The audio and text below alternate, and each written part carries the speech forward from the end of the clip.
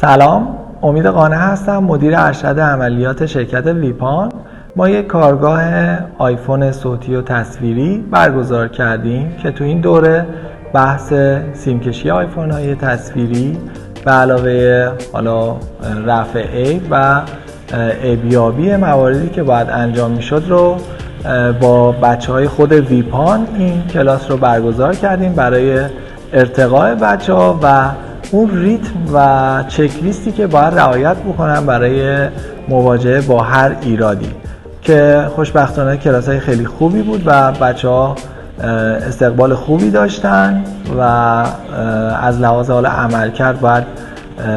تست بکنیم که تا چه حد میتونه تو ریتم بچه ها، تو سرعت عملشون و عیبیابیشون تاثیرگذار باشه،